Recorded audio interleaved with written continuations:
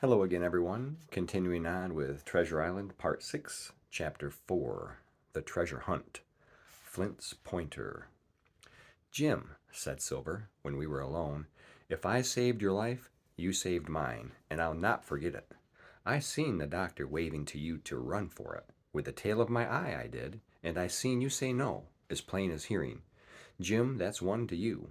This is the first glint of hope I had since the attack failed, and I owe it to you. And now, Jim, we're to go in for this here treasure hunting with sealed orders, too, and I don't like it. And you and me must stick close, back to back like, and we'll save our necks in spite of fate and fortune. Just then a man hailed us from the fire that breakfast was ready, and we were soon seated here and there about the sand over biscuit and fried junk. They had lit a fire to roast an ox, and it was now grown so hot that they could only approach it from the windward, and even there not without precaution. In the same wasteful spirit, they had cooked, I suppose, 3 times more than we could eat, and one of them, with an empty laugh, threw what was left into the fire, which blazed and roared again over this unusual fuel. I never in my life saw men so careless of the morrow. Hand to mouth is the only word that can describe their way of doing. And what with wasted food and sleeping sentries, though they were bold enough for a brush and be done with it, I could see their entire unfitness for anything like a prolonged campaign. Even Silver, eating away with Captain Flint upon his shoulder, had not a word of blame for their recklessness, and this the more surprised me, for I thought he had never shown himself so cunning as he did then. "Aye, mates," said he, "it's lucky you have barbecue to think for you with this here head. I got what I wanted, I did. Sure enough, they have the ship. Where they have it, I don't know yet, but once we hit the treasure, we'll have to jump about and find out. And then, mates, us that has the boats, I reckon, has the upper hand." Thus he kept running on, with his mouth full of the hot bacon. Thus he restored their hope and confidence, and I, more than suspect, repaired his own at the same time.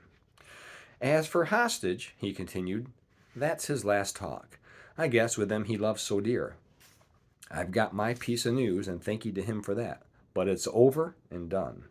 I'll take 'em in a line when we go treasure hunting, for we'll keep 'em like so much gold in case of accidents, you mark. And in the meantime, once we got the ship and treasure both, and off to sea like jolly companions, why then we'll talk Mr. Hawkins over, we will, and we'll give him his share, to be sure, for all his kindness." It was no wonder the men were in a good humor now. For my part, I was horribly cast down.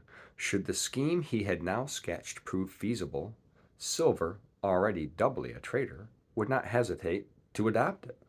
He had still a foot in either camp, and there was no doubt he would prefer wealth and freedom with the pirates to a bare escape from hanging, which was the best he had to hope on our side. Nay, and if even things fell so out that he was forced to keep his faith with Dr. Livesey, even then what danger lay before us?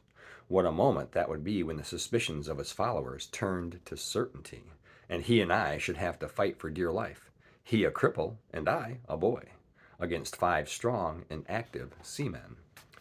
Add to this double apprehension the mystery that still hung over the behavior of my friends, their unexplained desertion of the stockade, their inexplicable cession of the chart, or harder still to understand, the doctor's last warning to Silver: "Look out for squalls when you find it."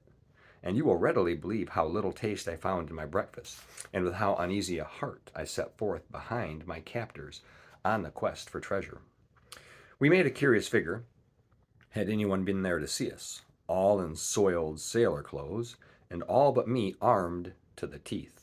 Silver had 2 guns slung about him, one before and one behind, besides the great cutlass at his waist, and a pistol in each pocket of his square-tailed coat. To complete his strange appearance, Captain Flint sat perched upon his shoulder and gabbling odds and ends of purposeless sea talk. I had a line about my waist and followed obediently after the sea cook, who held the loose end of the rope, now in his free hand, now between his powerful teeth. For all the world, I was led like a dancing bear. The other men were variously burthened, some carrying picks and shovels, for that had been the very first necessary they brought ashore from the Hispaniola, others laden with pork, bread, and brandy for the midday meal. All the stores, I observed, came from our stock, and I could see the truth of Silver's words the night before. Had he not struck a bargain with the doctor, he and his mutineers, deserted by the ship, must have been driven to subsist on clear water and the proceeds of their hunting. Water would have been little to their taste. A sailor is not usually a good shot. And besides all that, when they were so short of eatables, it was not likely they would be very flush of powder. Well, thus equipped, we all set out, even the fellow with the broken head, who should certainly have kept in shadow, and straggled one after another to the beach, where the 2 gigs awaited us. Even these bore trace of the drunken folly of the pirates, one in a broken thwart, and both in their muddied and unbaled condition. Both were to be carried along with us for the sake of safety, and so, with our numbers divided between them, we set forth upon the bosom of the anchorage. As we pulled over, there was some discussion on the chart. The Red Cross was, of course, far too large to be a guide, and the terms of the note on the back, as you will hear, admitted of some ambiguity.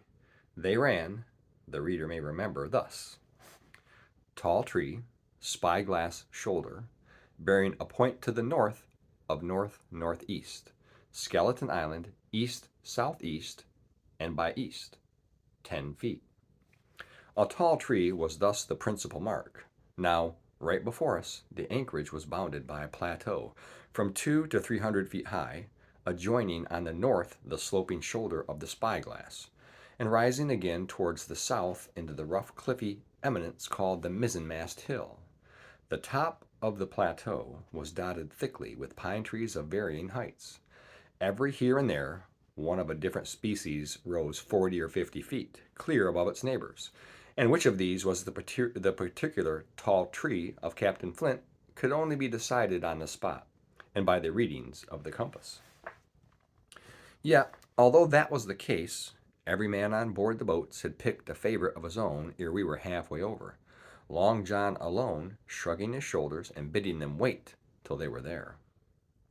We pulled easily, by Silver's directions, not to weary the hands prematurely, and, after quite a long passage, landed at the mouth of the second river, that which runs down a woody cleft of the spyglass. Thence, bending to our left, we began to ascend the slope towards the plateau.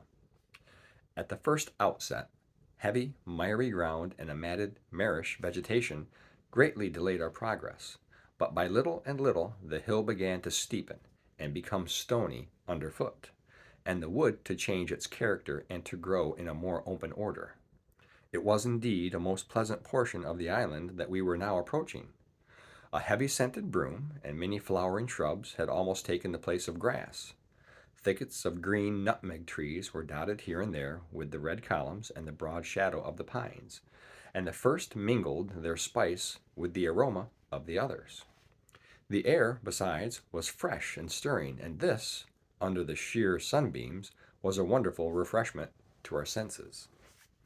The party spread itself abroad, in a fan shape, shouting and leaping to and fro. About the center, and a good way behind the rest, Silver and I followed, I tethered by my rope, he plowing with deep pants among the sliding gravel. From time to time, indeed, I had to lend him a hand, or he must have missed his footing and fallen backward down the hill. We had thus proceeded for about half a mile, and were approaching the brow of the plateau, when the man upon the farthest left began to cry aloud, as if in terror. Shout after shout came from him, and the others began to run in his direction.